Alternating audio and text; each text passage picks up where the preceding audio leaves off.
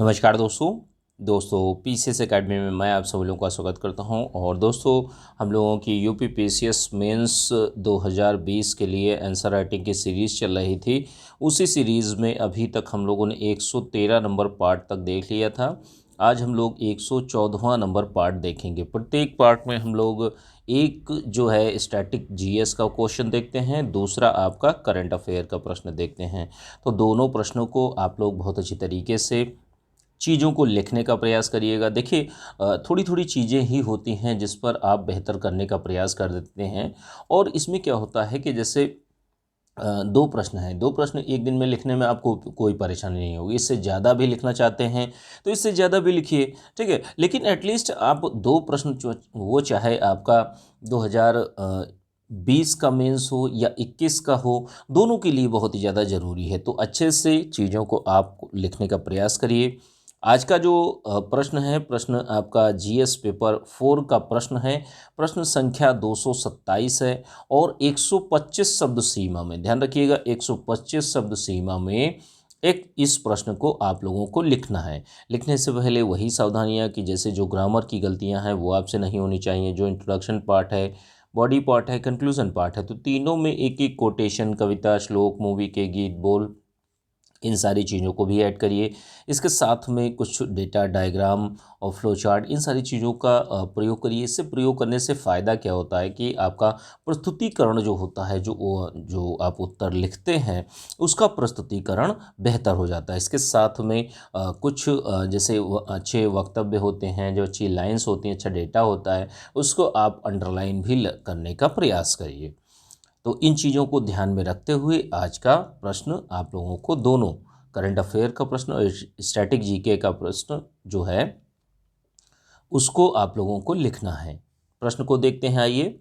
नैतिक अभिवृत्ति क्या है? नैतिक अभिवृत्ति क्या है? इसके निर्धारक तत्वों तथा संबंधित गुणों का वर्णन कीजिए। तो देखिए, सबसे पहली बात यही है कि जो मॉरल एटीट्यूड जो होता है, देखिए एक होती है एटीट्यूड होता है, एक होता है एप्टीट्यूड होता है, ठीक है। तो एटीट्यूड जो होता है, अभिवृत्ति जो होती है, ये आपके व्यवहार करने का तरीका होता है। जिस तरीके से आप व्यवहार करते हैं, हो सकता है आप जो आपका एटीट्यूड है सकारात्मक हो सकता है आपका एटीट्यूड नकारात्मक हो, कि आप किसी भी चीज़ को देखते हैं, किसी भी व्यक्ति को देखते हैं, आप हमेशा नकारात्मक ही सोचते हैं। तो आपकी अभिवृत्ति कैसी होगी? आपकी अभिवृत्ति नकारात्मक होगी। अगर आप सभी चीज़ों को पॉजिटिव में लेके चलते हैं, आशावादी व्यक्ति हैं, तो आपकी जो नैतिक अभिवृत्ति है, वो जो आपकी अभिवृत्ति है वो अच्छी होगी, ठीक है। तो यहाँ पर नैतिक अभिवृत्ति का मतलब बस इतना है कि जो नैतिक रूप से सही है, जो व्यवहार सही है, अनुकूल या प्रतिकूल व्यवहार के प्रति स्थायी पूर्वाग्रह, कि जैसे आपके अगर पूर्वाग्रह अच्छे हैं कि हाँ भाई, सारी की सारी चीज़ें जो हमारे व्यक्ति हैं, जो हमारे घर से संस्कार मिले हैं, वो अच्छी चीज़ें हैं, कि जैसे हमेशा सच बोलना चाहिए, ठीक है।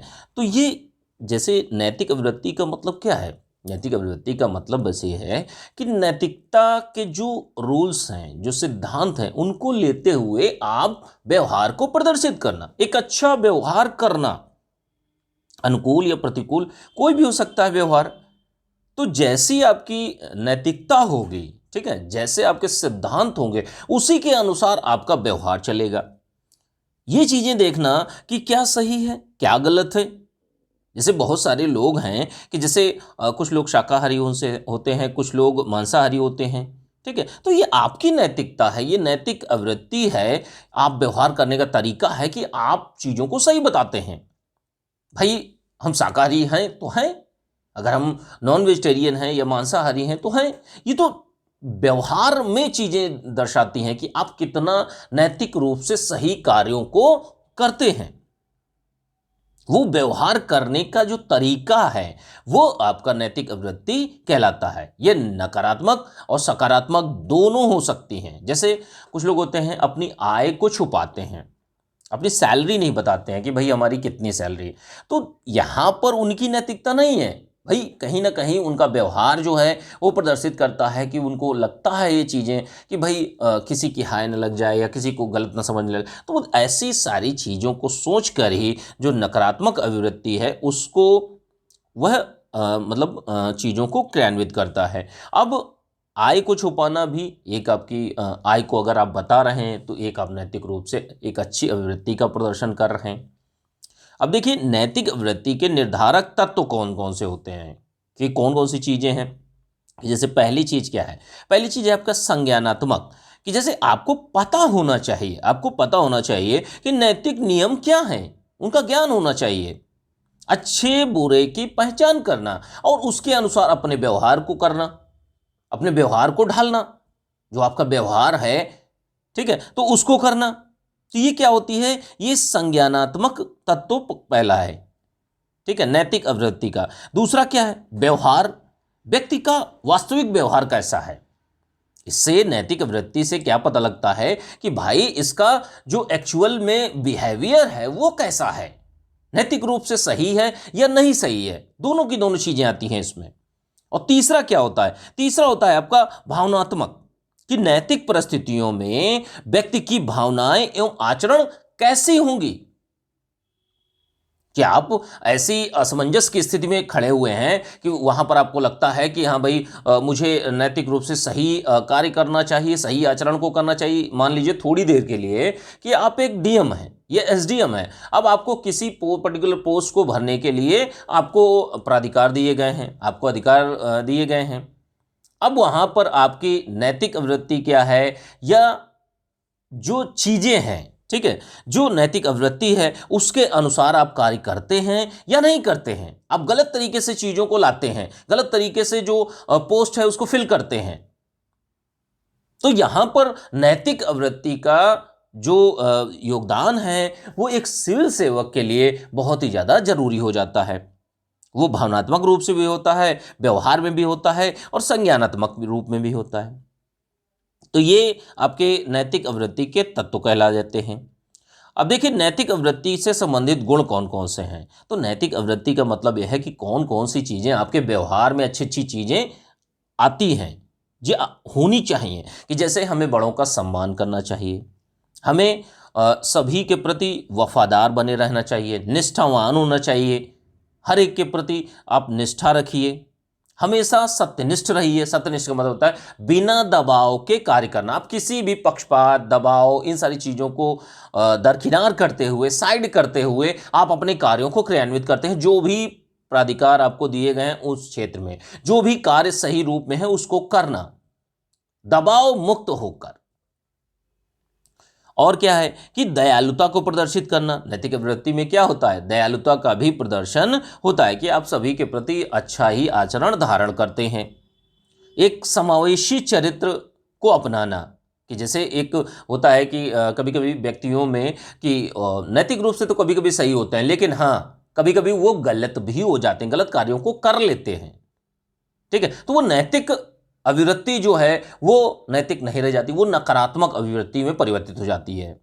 तो इतना आप लोग ध्यान रखिएगा, ठीक है। तो इस तरीके से जो नैतिक अभिवृत्ति है उससे संबंधित तो गुण जो हैं वो अच्छे अच्छे जो नैतिक सिद्धांत हैं वो आपके इसी के अंतर्गत आते हैं, जिनको हम व्यवहार में चीज़ों को करते हैं। कि भाई हमें हमेशा सत्य बोलना चाहिए, बड़ों का सम्मान करना चाहिए, दूसरों का सम्मान करना चाहिए, ठीक है, बड़ों के पैर छूने चाहिए। तो ये नैतिक सिद्धांत जो होते हैं, हमेशा सत्य बोलना चाहिए, किसी से झगड़ा नहीं करना चाहिए। तो ये जो भी चीज़ें हैं, किसी से हिंसा ना करना, तो ये सारी की सारी चीज़ें नैतिक अभिवृत्ति से संबंधित गुण होते हैं, ठीक है। तो इस तरीके से आप लोगों को 125 शब्दों में इस प्रश्न को अच्छे तरीके से लिखना है। इसके पीडीएफ आप लोगों को यूपीपीसीएस मेंस 2020 का जो ग्रुप चल रहा है, पेड ग्रुप चल रहा है, तो उसी में आप लोगों को दे दी जाएगी। जो लोग भी पीसीएस मेंस 2020 का बैच ज्वाइन करना चाहते हैं तो ज्वाइन कर सकते हैं।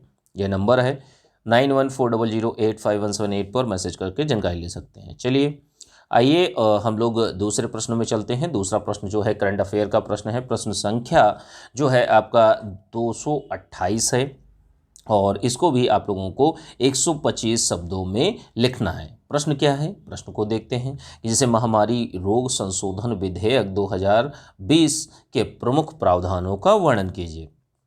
काफ़ी इम्पोर्टेंट है और इस समय कोरोना महामारी चल रही है एपिडेमिक है, तो इसी वजह से ये चीज़ें इम्पॉर्टेंट हो जाती हैं। तो जो भी प्रश्न बहुत ही ज़्यादा इम्पॉर्टेंट होते हैं उन्हीं को मैं इन प्रश्नों के माध्यम से इस तरीके से इस फॉर्मेट में आप लोगों को बताने का प्रयास करता हूँ। ठीक है, तो इस प्रश्न को आप लोग बहुत अच्छी तरीके से लिखिए। लिखने से पहले वही सावधानियाँ कि जैसे जो ग्रामर की गलतियाँ हैं वो आपसे नहीं होनी चाहिए। जो इंट्रोडक्शन पार्ट है, बॉडी पार्ट है, कंक्लूजन पार्ट है, तो तीनों में एक एक कोटेशन, कविता, श्लोक, मूवी के गीत, बोल, इन सारी चीज़ों को ऐड करिए। इसके साथ में कई चीज़ें और भी हैं कि आप फ्लो चार्ट, डायग्राम, डेटा, इन सारी चीज़ों को भी आप ऐड करिए। इसके साथ में आप जो अच्छे शब्द होते हैं, अच्छे कीवर्ड होते हैं, उनको भी अंडरलाइन करने का प्रयास करिए। इन सारी सावधानियों को ध्यान में रखते हुए अच्छे तरीके से इस प्रश्न को लिखना है।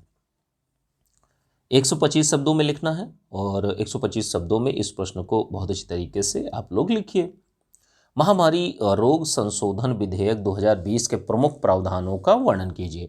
तो देखिए, महामारी रोग संशोधन विधेयक 2020 में एक अध्यादेश के माध्यम से जारी किया गया था और इसको बाद में संसद से पारित होने के बाद आपका ये चीज़ें अध्यादेश जो था वो अब प्रभावी हो गया था।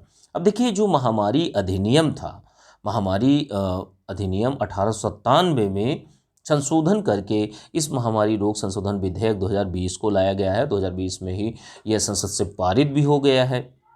तो ये चीज़ें हैं। ठीक है, अब इसके कुछ प्रावधानों को देख लेते हैं कि कौन कौन से प्रावधान हैं इसमें।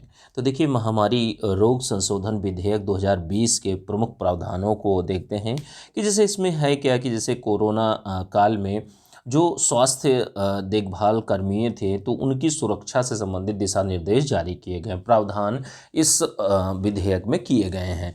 ठीक है, कि जैसे जो मारपीट हो रही थी, जो हिंसा हो रही थी डॉक्टरों के खिलाफ में, तो ये सारी चीज़ें थी। ठीक है, तो जैसे मान लीजिए किसी स्वास्थ्य कर्मी के विरुद्ध किए जाने वाला कोई हिंसक कृत्य है तो उसको परिभाषित किया गया है कि उस पर्टिकुलर व्यक्ति के साथ में उसका उत्पीड़न हुआ है, उसकी क्षति हुई है, उसको चोट लगी है या उसको पीड़ा है या जीवन को खतरा है। तो ये सारी की सारी चीज़ें जो हैं आपके हिंसक कृत्य के अंतर्गत परिभाषित की गई हैं। ठीक है, इसके साथ में क्या है कि जैसे मान लीजिए हिंसक कृत्य जो है, जैसे मान लीजिए भीड़ द्वारा या लोगों के द्वारा एक जो स्वास्थ्य देखभाल कर्मी है तो उसको पीटा गया या किसी तरीके से उत्पीड़न किया गया, तो हिंसक कृत्य हेतु दोषी को 3 से 5 माह तक की सज़ा हो सकती है और 50,000 से 2 लाख तक रुपए तक का जुर्माना हो सकता है।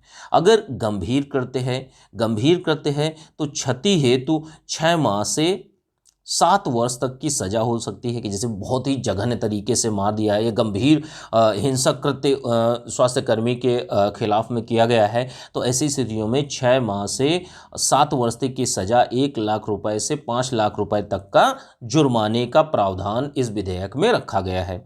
और क्या है, जैसे मान लीजिए कोई दोषी है जिसने एक स्वास्थ्य कर्मी को पीटा है या बहुत बुरी तरीके से मार दिया है, तो ऐसी स्थितियों में पीड़ित कर्मी को मुआवजा देना होगा। जो दोषी होगा, दोषी से लिया जाएगा। जिसने हिंसक कृत्य किया है तो उसको मुआवजा देना होगा। ठीक है, मिलेगा किसको? जिस पर हिंसक कृत्य किया गया है। और क्या है कि जैसे जो हिंसक कृत्य जो लोग करते हैं तो उनके जो केसेस हैं, जो वाद हैं, वो संज्ञेय और गैर जमानती होंगे। गैर जमानती का मतलब होता है कि उनमें कोई जमानत नहीं मिलेगी। और क्या है कि जैसे इसमें जो केंद्र सरकार है, केंद्र सरकार की निरीक्षण करने की शक्ति और विनियमन करने की शक्ति में भी विस्तार किया गया है। तो ये महामारी रोग संशोधन विधेयक 2020 के प्रमुख प्रावधान थे। इनको आप लोग अच्छी तरीके से लिखने का प्रयास करिए, अच्छे तरीके से लिखिए। ठीक है, 125 शब्दों में लिखना था। ठीक है, इसकी पीडीएफ आप लोगों को जो टेलीग्राम पर पेड ग्रुप चल रहा है यूपी पीसीएस मेंस 2020 का, तो उसी में आप लोगों को प्रोवाइड कर दी जाएगी। तो अच्छे से चीज़ों को आप लोग लिखने का प्रयास करिए। ठीक है, चलिए, ठीक है, थैंक यू देखने के लिए।